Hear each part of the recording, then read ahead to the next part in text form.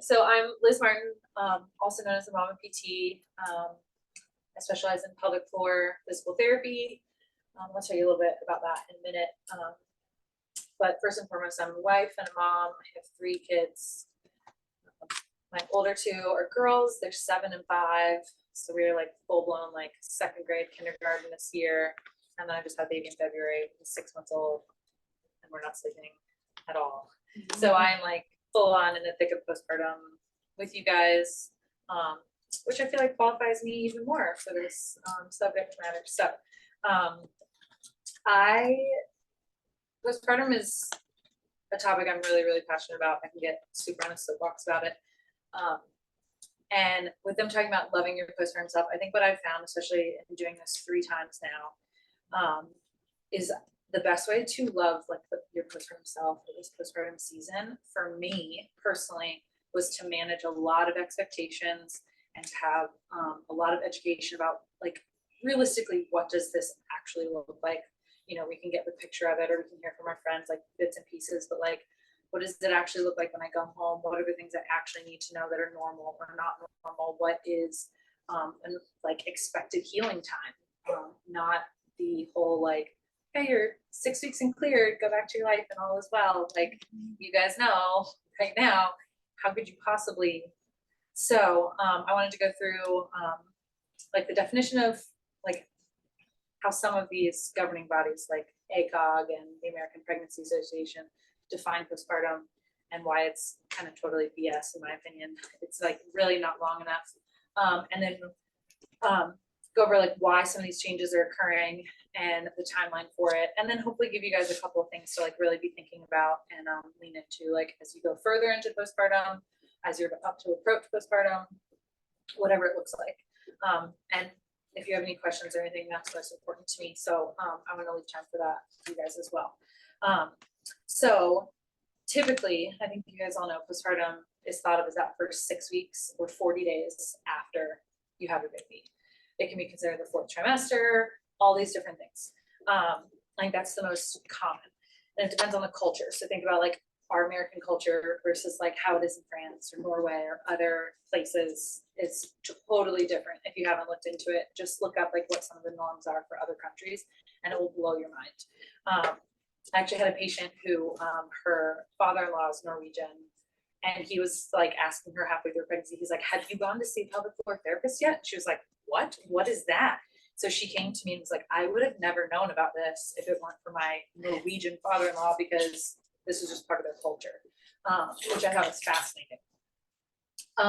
So if you look on, I scoured the ACOG website and the American Pregnancy Association website, and they say you should be feeling normal around 6 weeks, and they recommend 3 sets of 20 Kegels per day. And I'm going to go ahead and say that's just no, it's not accurate. I think you don't feel normal. I don't feel normal. I'm 6 months in. I don't know if you feel normal at 15 months. I don't think any mom who's been through it would agree with it. And then where we get the 6 week is for the involution of the uterus. So this is where your uterus goes back to its pre-pregnancy size. This happens by uterine contractions, which is stimulated by oxytocin, which is stimulated by nursing and cuddling and all that. So if you've experienced or you've heard of after pains, those contractions of the uterus, that's actually where your uterus is coming back from that watermelon size back to its normal size. So at 6 weeks, that's all your OB is pretty much looking for. They're looking for signs of infection, anything medical that they could medicate or do surgery on. Like that's what they're looking at. Quality of tissues, quality of life, like healing, all that is just not something that's really in their toolbox per se, and that's fine. It's not necessarily supposed to be. We have to remember that OBs are surgeons first and foremost, and that's just not usually their approach. If you come across as very compassionate, like involved OB, you've hit the jackpot. There are wonderful OBs, but there are just limits. Just like there are limits on me. I don't do C-sections, but I can rehab somebody after childbirth. We have our lanes. So that is where I think we get this like bounce back, like, oh, you're cleared for exercise and all that. You're cleared for exercise and sex because your cervix is closed at 6 weeks. Like that's the extent of it. You're low risk for infection. So we need to think like when it comes to actual quality of recovery, like much further than the 6-week postpartum period. So I had a doula with all 3 of mine. This time I like, with everything I've learned and practicing what I preach, I decided to have a home birth this time. So I worked with midwives and my doula I'd had from the other ones. And they like made me commit to, usually it's called like the 5-5-5 rule. After you have your baby, 5 days in bed, 5 days around the bed, and then 5 days like around your house, which I think is fairly realistic for women. They made me commit to like 2 weeks, 2 weeks, 2 weeks. So it was like 2 weeks in bed, 2 weeks around like the room and the upstairs. Like they didn't want me doing stairs for 2 weeks after I had my baby. And then that got me to that 6-week mark. And I cannot tell you the difference that I felt in doing that versus like, I think at like 5 days postpartum, I was feeling really good after my second, and I went to get something and ran down the stairs and like I messed up my stitches a little bit and had to be, horizontal for 3 days. It was horrible. And I was just doing a lot. I bled a lot longer. Like this time, I think I was done bleeding at 3 weeks because I was just horizontal, and that's where healing takes place. We need to be reclined and horizontal and resting. So I feel like people will come to me as a for BT. They're like, how do I get back to, exercise and running as fast as possible? And sometimes I probably offer them the opposite. And I'm like, you need to chill and just relax and ease into this phase. You need to feed yourself. You need to eat, drink a lot of water, be hydrated, need to bond with your baby. Like these are the most important things. And I think that if we can start to do that in our circles of friends and our communities and our little like tribes and villages that we are building slowly, and in places like the community here at Wave of Life, that will start to be the expectation for moms because we're seeing other women doing it, rather than, looking out and seeing, your neighbor who's 3 weeks postpartum, they're going on a 2-mile walk around the neighborhood and you're like, what? I couldn't do that. And then we start comparing and it's just this nasty, like vicious cycle. So it's really, really important, I think, for us to realize like the limitations of that 6-week check mark. Also the limitations of insurance-based care. They actually, I think it was in 2018, ACOG decided that we actually really need, they changed the guidelines for postpartum care, and it should be that within the first like 2 to 4 weeks after you have your baby, you should have at the very least, a phone call with your doctor, if not an in-person visit. So phone call, virtual, or in-person visit. But that's not happening, because it takes probably 10 to 15 years for like guidelines and different ways of practicing to really get embedded in the medical like practice, but also because there's no benefit to them insurance wise to do that. I think you guys probably all know at the beginning of your pregnancy, they give you like the plan, there's like a lump sum that you pay, or there's a payment plan for it, and they get paid from your insurance company the same amount of money no matter how many visits you have. So to add visits in is not advantageous for them, and no, that's not their only concern, especially for really good OBs, but it's a big problem in the like insurance medical world as a whole. So that's why it's like, why don't we just have these visits? Well, because they're going to be losing money if we start having these visits. So those are just things to like think about. I think we've all had questions about why is this so hard? So I think having realistic expectations about that is important. I think also realizing your birth story dictates a lot of your postpartum experience and what healing is going to look like for you. And birth, I think we all know, is something we cannot control as much as we'd like to. We can have and I'm a huge component of like, I think the word birth plan gets a bad rap. But I'm a huge proponent of making a plan, like having like the ideal in your mind, how you want things to go, knowing how you want to navigate forks in the road when you come to them, practicing like, what would I do in this decision, right now when I'm able to think rationally. That's going to help when you're in the moment in birth and you're having to make a decision and you're not in that like calm place, you're in a very vulnerable place. So regardless of how you had your baby, whether it was vaginal, cesarean, whether you tore or not, for anyone who's had a baby, you are going to have postpartum bleeding and lochia. It can be 4 to 8 weeks, and this is a perfect measure of your activity level. So if it's continuing on and on, you need to really evaluate like how much you're doing and back off a little bit. I usually tell people, I think like Thinx pads and like underwear and stuff like that has been advertised as like a really good way to manage postpartum bleeding. I usually tell people don't wear anything black. Use like a white pad so that you can pay attention to the color and the amount of the bleeding that you have, and use that as your gauge for what you're doing, even as much as if you're like, okay, this has gotten to be where it's really, you know, kind of white, I'm really not bleeding anymore, we're going to go out to dinner this weekend with the family, or I'd like to go for a walk, or whatever it is you'd like to do. And then if after that, either immediately or within the next couple hours or day, bleeding's ramped back up, you're like, okay, that was a little too much for right now, let me just hang out for a day or so, and get back to where we get the bleeding under control. The bleeding comes from that placental wound in your uterus. And I think it is so, so important to let that heal well, because it's a wound you can't see. If you could see that, like if we could see from the outside that like placental wound in the uterus, there's no way anybody would be exercising like and doing like a lot of lifting or anything like that as early as we do. It's because it's not seen, and we think like, oh, I feel good, which you should feel good. There's so many hormones, like it is just like an oxytocin like bath that you're in when you're nursing and all that. So you should feel good. So look at the bleeding and the lochia. That's a really good way to kind of judge your status postpartum immediately.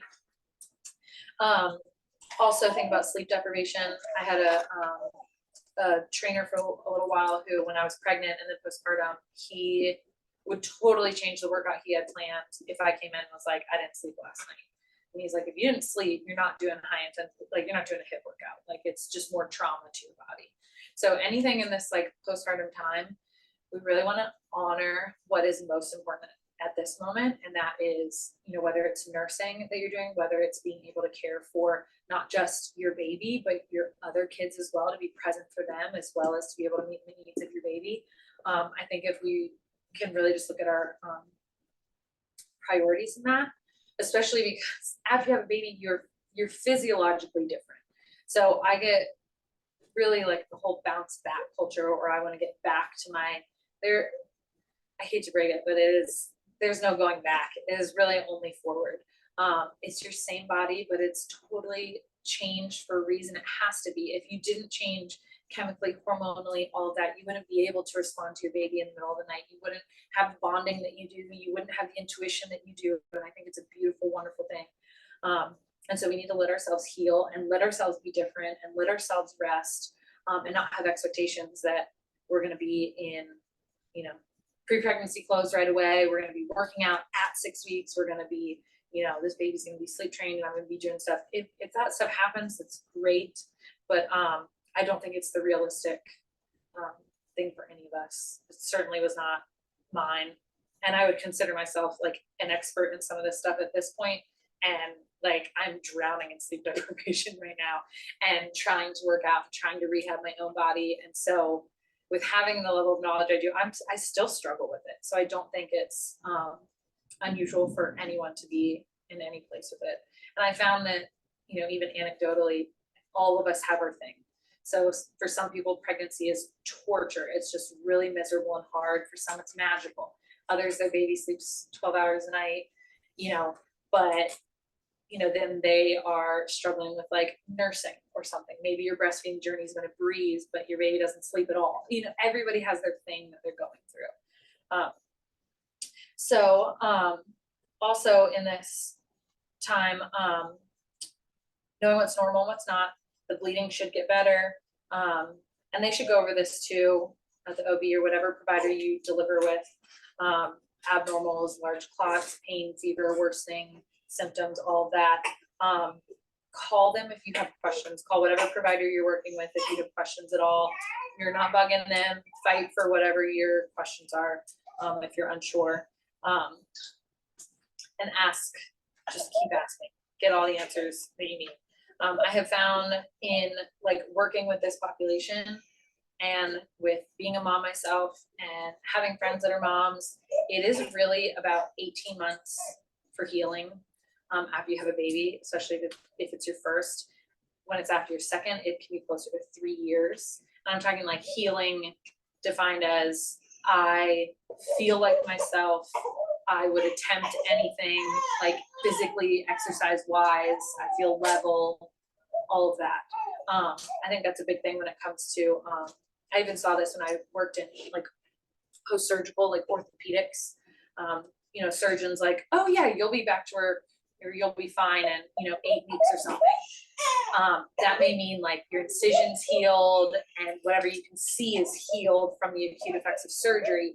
But the patient, in their mind, what's healed is like, when am I running a marathon again? And that's more like a year. So I think if we really think about the differences in those things, so you may be like I mentioned, your uterus has shrunk down to its normal size. Cervix is closed at 6 weeks, but it's going to be like 18 months before you're really like hitting a groove with sleeping, with hormones, your periods back, maybe you're done nursing, all of that. And I don't think that that is a timeline you hear very often in like social media or just mainstream postpartum. But over and over, that is what I see with this population. As far as when to, so I'll tell you a little bit about PT. Have any of you seen a pelvic floor PT before? You have too? Okay. Any experience? You guys at all? Okay. So, do you know what I mean when I say pelvic floor? Any experience with pelvic floor? You guys should from seeing a pelvic PT. Okay. So what's set? So I'm a physical therapist. I've treated everything you could think of that a physical therapist does at this point. I'm about 12 years into my career. I've done post-surgical orthopedics. I've done balance and gait training for elderly patients. I've done vestibular, like vertigo treatment, TMJ, chronic pain. I mean, you name it, I've had some experience in it. My specialties are manual therapy, so hands-on, like joint myofascial manipulation. I really like to be able to touch my patients and help them like correct movements and things like that. I'm certified in dry needling, which is a treatment for muscle pain. And then I started specializing in pelvic floor, like pelvic health about 6 years ago. So your pelvic floor is, let me take out all the pelvic organs. This is my model. So this is your pelvis. This is the front view of it. Inside, like all that red is muscle. This is the outside of it. So I remember the first time I saw this and I was like, duh, like what did I think was there? Of course it's muscle at the bottom of my pelvis. Like I just never thought of it before. So there's 3 layers of your pelvic floor. So these muscles on top, you can see how they surround the clitoris, the urethra, your vagina, goes across your perineum and around your anus. So you can see how it's almost like a figure 8. A lot of these are your sphincter muscles. So these are what close the urethra for urine. It can tighten the vagina. It holds in poop. It also opens and stretches for your baby to pass through. The second layer is some connective tissue, and then the third layer is your deep pelvic floor muscles. So these muscles, all of them together, they help with pleasure. They help like with sexual appreciation. They help with continence, like closing the openings, helping you hold your pee and your poop. They hold your organs in. They move fluid in and out of your organs and all the vessels in your body, which, speaking of the organs, this is how it's, so you can see in here, you have 3 openings, anus, vagina, and urethra. So they coincide with, this is the rectum that ends in the anus, this is where your poop comes out. Then we've got, this is your vagina, this tube. This is the vagina. Everything on the outside is your vulva. On the inside, this is the uterus. So you can see the inside. Your cervix is at the bottom. It's that. And I'll pass this around so you guys can see this up close. And then in front of this is your bladder. So this is the front, and then this is the back. So this is a side view. You can see how close these organs are related. The baby obviously grows inside the uterus. So that's where you can see how tight it all is in there. Your baby literally does sit on your bladder sometimes. That's how it works. But they all sit in here. So a pelvic floor physical therapist rehabs conditions like when you pee yourself. So incontinence, pelvic pain, if you have like low back, hip pain, actual pain in your pelvis or your vulva, pain with sex, prolapse, feeling like any of these organs or like any pressure, like anything's gonna fall out, diastasis recti, which is the separation of your abdominals. So those are some of the specialized diagnoses that I see. But I really treat the body as a whole. Everything is connected. I mean, everything. I think what's so fascinating is if you look at like the orientation of these muscles here, and then you look at the orientation of the muscles at the top of your throat, like your vocal cords, it is almost the same exact pattern. It's kind of like the beginning and the end of the tube, and it's almost symmetrical. So it is fascinating to see how this plays a role in the whole body. And once I started specializing, I was like, how are we not all incorporating like consideration of the pelvic floor in all of this? So there's a lot of talk in pelvic floor about pelvic floor on social media and everything these days, especially when it comes to pregnancy and postpartum. And I think what the most important thing, like as a 101 basics for you guys to know, is how this relates to like what some of the things that we would do in your postpartum, like rehab time, or things that you can do on your own right away, where some of the priorities are. So your pelvic floor is on the bottom. On top of it, so what separates your lungs from your abdominal organs is a muscle called your diaphragm. You've probably heard of your diaphragm. It's dome shaped like this. It has a hole in the middle for your esophagus. And what happens is the pelvic floor is on the bottom like this, diaphragm is on top. When you inhale, when you're using diaphragmatic breathing, which should be the basic, just standard breathing pattern that you use, is your diaphragm actually contracts and descends, and pelvic floor relaxes and descends like this. And then as you exhale, pelvic floor contracts and comes up, and diaphragm relaxes and comes up. So it's this pistoning effect. And that should be totally reflective.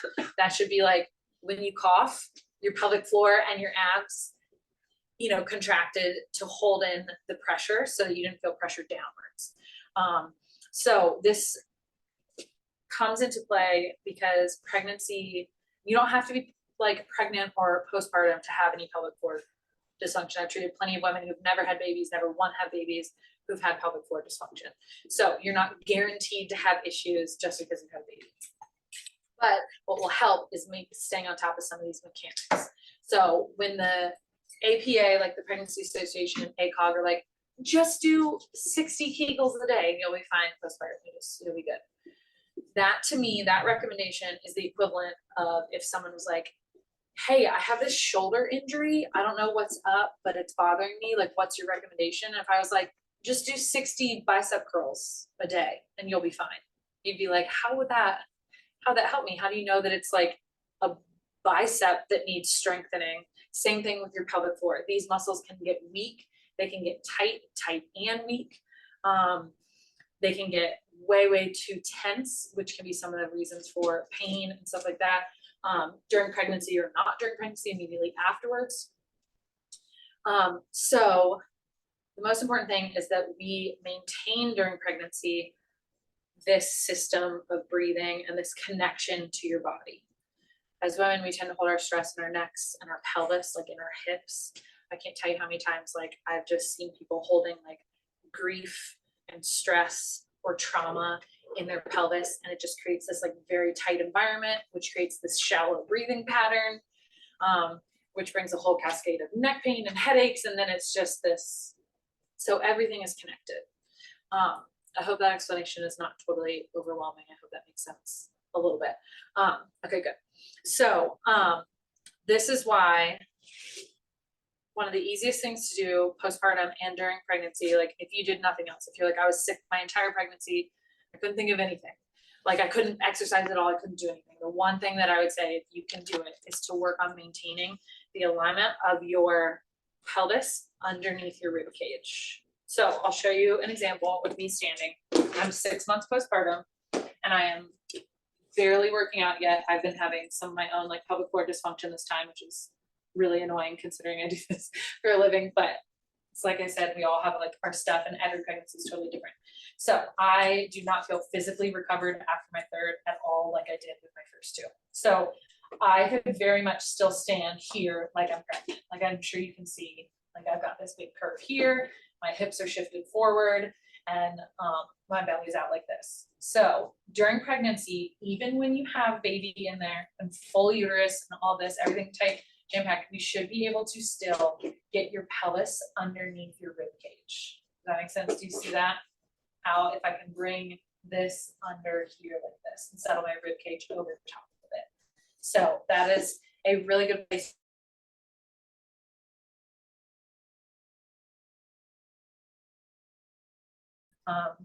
Activation, so that includes your pelvic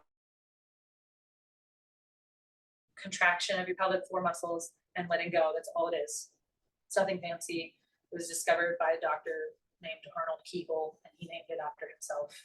It'd be like if I decided to name bicep curls Martins, and it's like do 60 Martins a day for your shoulder issues.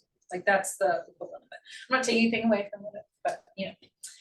So an easy way to do that, and I'll show you guys this. You can try this too if you want to. I don't want to get ahead of myself, but this is a good way to illustrate it. You probably all have some sort of like broom or something at home. In the clinic, I usually have like a wooden dowel rod, but you would put this, and if you don't have something like this, you can lean up against the wall, but it's really easy to see like how your spine should line up here. And I know you guys being patients here, they talk a lot about posture. This is an easy way to kind of check it for you at home. You should have it contact the back of your head, your upper back and ribs, and then your tailbone. So there should be like a gentle curve in here and behind your neck. And learning to like see how if I'm here, that like pregnancy posture, I don't know if you can see it. And if I can get this underneath me and settle my rib cage over top, then I can learn to move from my hips and really use my core. Like this is actually like for me right now feels like an ab exercise. Like this is challenging. I should probably do these at home, but that's just like an example of a way that you can start to feel that alignment back. Because I have treated many women in their 70s, and I go to look at their posture. It's the first thing I look at with everybody, and they still stand like they're pregnant. And I'm like, how old are your babies? And they're like, 50. I have grandbabies now, and I'm like, you still sound like you're pregnant. Let's like talk about some of this alignment. Because if we do this, this shortens your hip flexors. Say hello to back pain. We end up like not using our core or managing the pressure in our abdomen really well. Think about like managing pressure as in like when you go to cough or sneeze, or you go to lift up, you know, your baby for the 15th time in the middle of the night, or like the car seat, getting in the car, you know, they send you home and say, don't lift anything except your baby. And you're like, okay, so do I just like carry my baby everywhere? Like I don't do the car seat. I don't have a diaper bag. It's not super realistic. So that is just an easy way to kind of start thinking about what we want to do, because there is weakness. There's usually always weakness afterwards, but that's not it. The bigger thing is learning how to re-coordinate.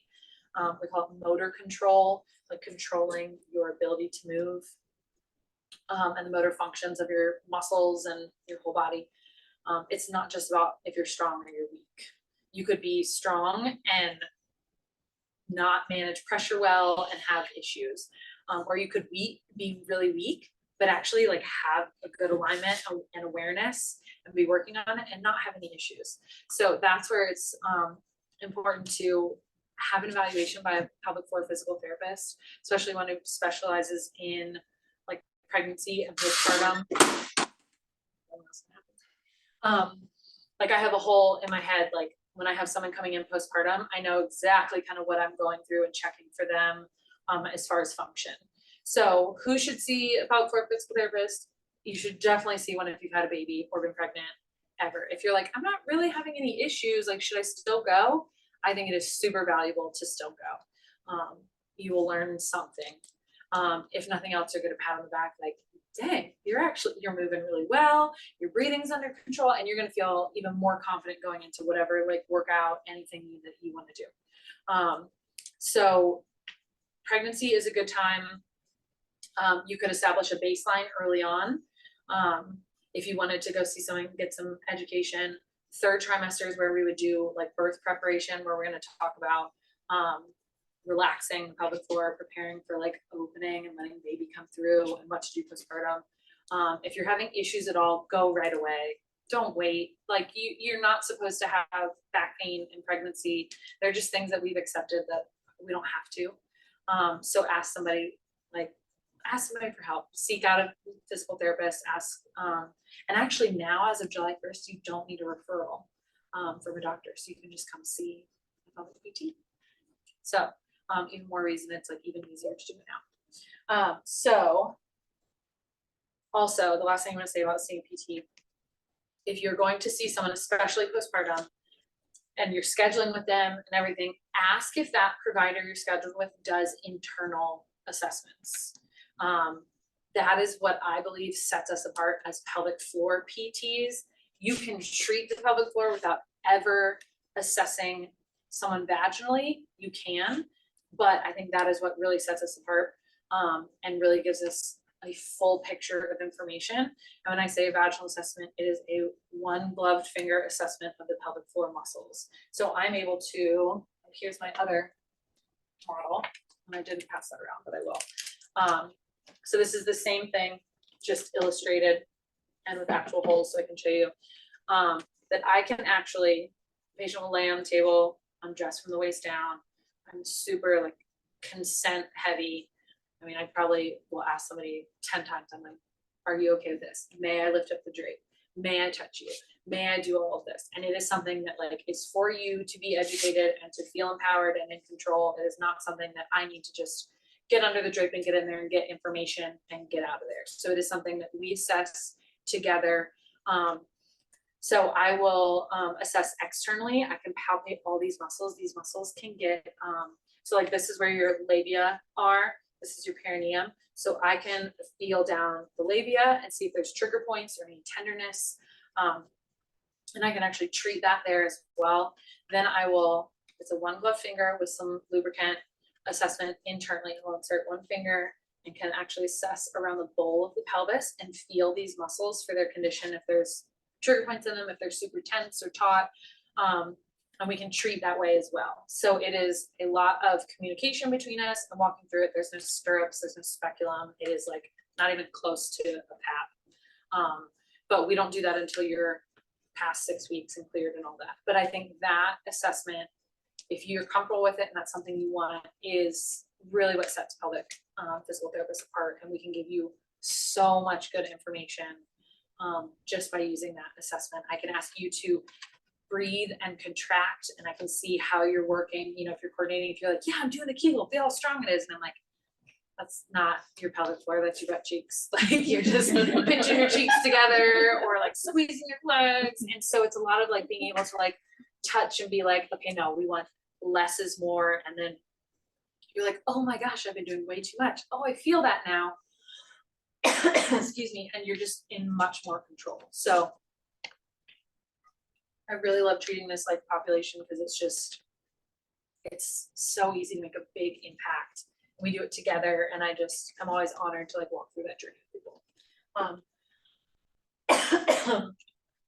I want to see if you guys have any questions on Honor Your Time, if you guys are tight on time or anything. And if you don't have a ton of questions, I asked my sister-in-law who just had her first baby. Her baby's 3 months old, and I asked her, like, you know, my head spins when I'm asked to do things like this because I'm like, oh gosh, do I like get really into like this aspect of postpartum or this one or that? So I asked her, like, what were the most helpful things for you as a first-time mom going in this, like, that I told you? And so she gave me like a couple things that she said were the most helpful that I helped her with. So I can give you guys those if you don't have a ton of questions, but I really want to honor whatever thoughts you may have. I have one. So my OB and doula actually have stressed me. I get my 6-week appointment next week. Wanting to do PT therapy because I had to have an episiotomy, and which I've had a great experience with it. If you can say that, I had a wonderful OB. But I was kind of wondering, like, when I think of that, I was very shocked that they both were saying like that's something important to go to pelvic floor therapy for because that's an external wound. Right. So kind of like what's the correlation with that and why that stress is there for me to begin it once I'm cleared? Yeah. So, and I've had an episiotomy myself. I had an episiotomy my first, but yeah, it was not my choice. It's not what I wanted, but it like healed perfectly fine, and I can't complain. But yeah, so I understand. understand. Like I'm like, this was really weird. It wasn't my choice, but like I had an episiotomy and it saved me from tearing all the way, so Yes. lemons and limes, yeah. Yeah, I totally understand. So it depends on the grade. So if your perineum, if you just let it tear, what can happen is it can be like anywhere around the vaginal opening, Right. any of that. With an episiotomy, they decide to take it in their own hands, and they usually do a mediolateral Yes. cut to the side. Now, an episiotomy, and these are graded, so you could have like a grade 1 perineal tear that'll heal really easily. That's usually just skin. An episiotomy is a guaranteed grade 2, which means it goes into the pelvic floor muscles. Okay. So it actually means you had a tear, like an incision of one of these muscles. So when they stitched you up, it wasn't just skin, it was like the muscles as well. So what we do in therapy for that, and what's really important about that is, I'm sure you've probably heard about like the importance of like C-section scar massage, same exact thing for episiotomies. I know. But so if you can think of like, what's like scar tissue can really, really limit things. If you have scar tissue here, that can start to have an effect everywhere else. If you could have pain with sex later, you might not at all. We won't think about that. Yeah, I'm not even really thinking about that yet. But so what we do is assess the function of the muscles. Okay. Make sure that you can contract them, you can relax them, assess their strength. If you need to strengthen them, we will touch it and assess it. So if it's, here, I assess the perineum. Your perineum should move. It should be like really mobile. Sorry, guys. And if it's not, we need to do some scar massage on that. So that's usually what happens. And usually it gets like, okay, now you're gonna go home and you're gonna do some of this yourself if you can. And it's really helpful to have someone else do it because it's really hard to like do any like painful anything to yourself. But so that's what they're thinking. So I think that's awesome that both of them are like, go do it for this. I actually even did, having had an episiotomy in the past and then tearing. I had an OB, a male OB, who I asked him my second time if I tore, and he said the words, "You blew your episiotomy scar wide open." Oh my Which god.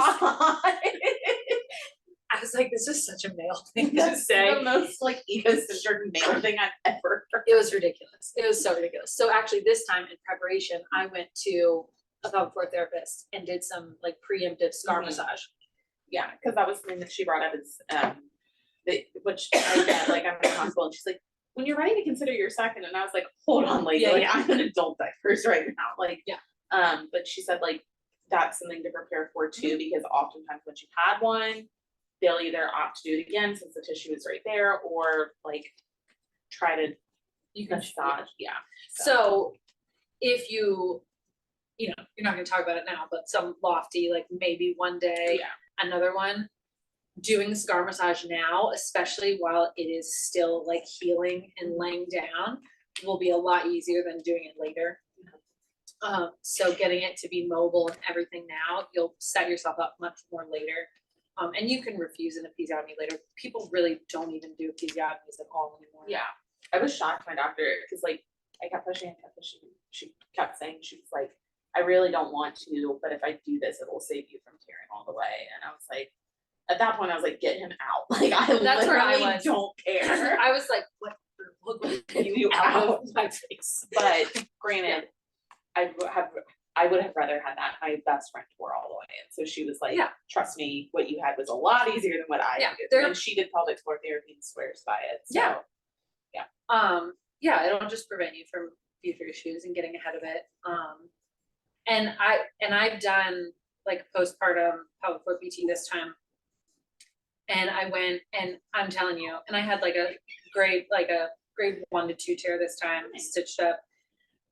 And having it assessed by a gentle pelvic floor therapist is so much nicer than like waiting to find out when you have sex the first time, or like, waiting when you go to the doctor and they're like, it's time for your annual, and you're like, I'm not ready for that. So like going, and even though it was totally nerve-wracking, I know she has also had a baby. She knows what this feels like. She knows to be super gentle. She can like grade her like, and I was actually, oh God, that felt fine. great, thank you for the gentleness and all that. And it just gave me more confidence. Then I wasn't walking around stressed every time I thought about it. I'm like, no, it doesn't hurt. She touched it, it was fine. I can touch it, it's not a big deal. So I think it's great your OB referred you to both PT. Yeah. So when you're ready, no pressure. There's no like, no, there's no timeline. Yeah. You guys have any questions? So I do. So I get a C-section. Okay. What is the difference between a normal, like for PT versus a cesarean section? Does that have the same effect, or is it different? So you have to, so no matter your mode of delivery, you carry the baby in your body for 9-10 months. So there have been a lot of changes in your abdominal wall, in your hips, in your pelvis. So we would be focusing on rehabbing that. I mean, that is like a blanket assessment. I'd be looking at your body for any type of, you know, dysfunction or postural things or different weaknesses or things that we can work on automatically. We would also assess your incision, your scar, and get you started on some scar massage. If you don't do scar massage, what can happen is like it gets really restricted there, and that can limit the function of your abdominals. Or you could get like, you know, the C-section shelf or whatever. I mean, you're not guaranteed to if you don't do therapy for it. You'll know as you watch your body and all that. We don't do like a lot of in-depth C-section massage until scar massage until about 12 weeks. So if you want that like timeline in your head, they did a study that they found out, and I've seen every combination of this with women. They said that women who had vaginal delivery were more likely to have incontinence, like peeing yourself, leakage, whereas women who had C-sections were more likely to have pain with sex for whatever reason. I've seen the opposite. I've seen a combo of both for either, but that is what they have found, like in a large kind of group study over it.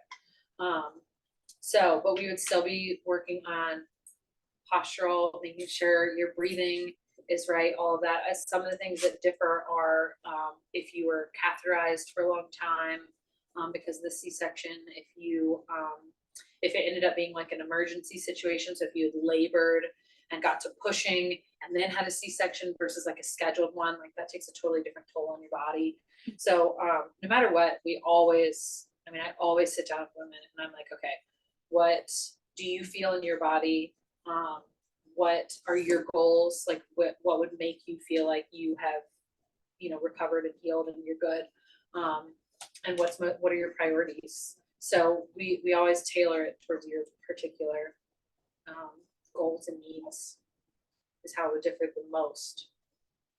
Yeah, does that answer your question?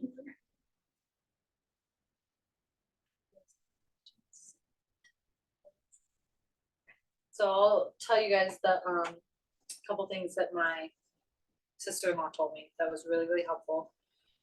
She said, because I went through this right before her, I forgot the 4th or 5th day after you have your baby where like, it's like, oh my gosh, like either your milk's coming in or it's changing or you're just like finally getting used to it. The 4th or 5th day, like hormonal change. And then also like at 12 weeks, there's a huge shift in your milk. And there's another like hormonal shift at 12 weeks as well. So being able to anticipate that, she was like, I would have thought something was really, really wrong, but she was like, I knew that was coming. And then she got to watch me like literally be holed up for 6 weeks. Like, and I mean, I committed, we planned for it. My husband and I planned for it. He committed to like bring me meals. We had a meal train set up. Like we were prioritizing me resting. And what that did for me this time, like emotionally, mentally, hormonally, was just awesome. So that's, I mean, I'm always happy to talk about that experience. It was just totally different. And then more than anything for her was having a postpartum team in place. This can be as intense as you know, have your pelvic floor therapist, like, you know, you see them in pregnancy and you're like, okay, I want to schedule an appointment for, you know, I'll call you right away and I'll have a home visit. I'll do a 6-week visit.